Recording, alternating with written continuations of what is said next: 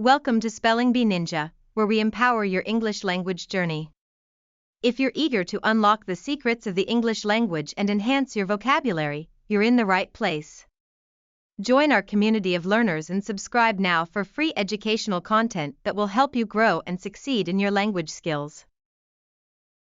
Today, we're diving into the fascinating world of prefixes. Prefixes are small but powerful parts of words that can change their meanings. When we add prefixes to root words, it transforms them and can make a huge difference in understanding vocabulary. For example, the prefix un means not or the opposite of. So when you see the word unhappy, it means not happy. By learning just a handful of common prefixes, you can expand your vocabulary and improve your ability to guess the meanings of unfamiliar words, all without reaching for a dictionary. This skill is especially important for English as a second language learners, who may encounter a lot of new vocabulary and feel overwhelmed at times. But don't worry. Demystifying prefixes can be your key to unlocking understanding and fluency. Prefixes are one of the foundational building blocks of English. Once you learn them, you'll start to see patterns that appear throughout countless words. Let's explore some of the most common English prefixes together. First, we have undash, which we already mentioned means not. Think of words like unkind, meaning not kind, or uncertain, meaning not certain. Next up is re-dash, which means again. If you need to do something again, like write a paper, you would rewrite it. Then, there's pre-dash, which means before. If you're preparing your dinner before it's served, you might preheat the oven. Mis is another interesting one, as it often signifies something wrong. For instance, misunderstanding indicates you heard something incorrectly. Another negatively oriented prefix is dis-dash, which means not or the opposite of.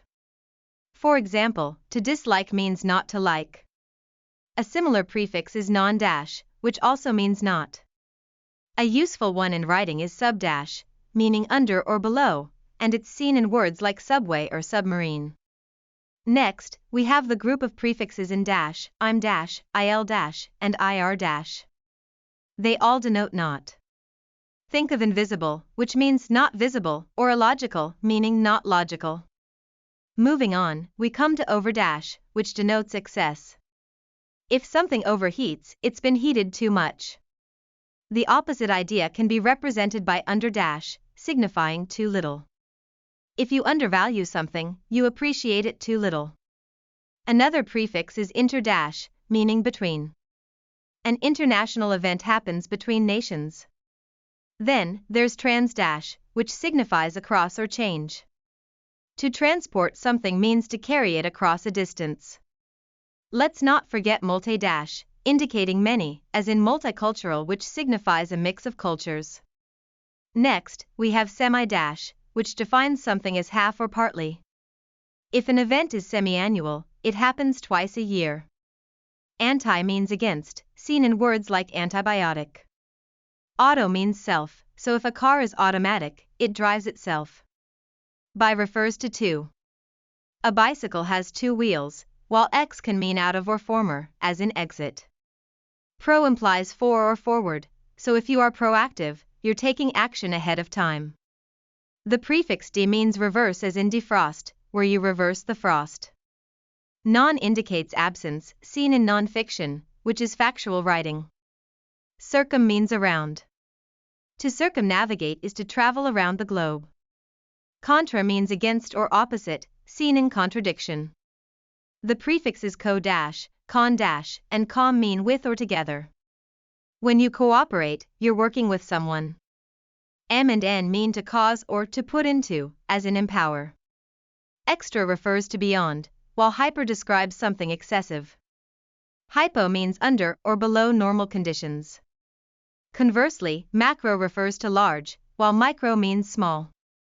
Mono means one, like in monologue, whereas poly means many, like in polygon. Then, we have self-dash, relating to oneself, while tri means three, like in triangle. Uni signifies one, as in unicycle. Pseudo means false, as in pseudonym. Neo refers to new, while tele means far, like in telephone. Post means after, as in postgraduate. Finally, retro means backward, like in retrospective. Each prefix carries its unique power, and understanding them creates a pathway to better vocabulary. Now, let's think about how we can master these prefixes further. So, let's quickly recap what we learned about prefixes today. A prefix is a set of letters added to the beginning of a word that changes its meaning. We explored a variety of prefixes like un-dash, re-dash, pre-dash, and many more. Remember, these prefixes help provide context to the root word, which can broaden your understanding and vocabulary immensely. Learning prefixes is like unlocking a new toolkit for tackling language. Each prefix brings a special power that helps you guess the meanings of new words. The more prefixes you know, the better you can decode the English language.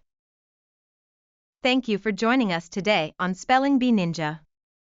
We hope you feel inspired to explore prefixes and the unique meanings they add to words. Keep practicing and pay attention to prefixes as you read.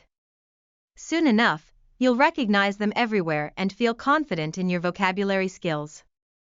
Don't forget to subscribe to our podcast for more engaging lessons that will enhance your journey in learning English. Until next time, keep learning and embrace the power of language.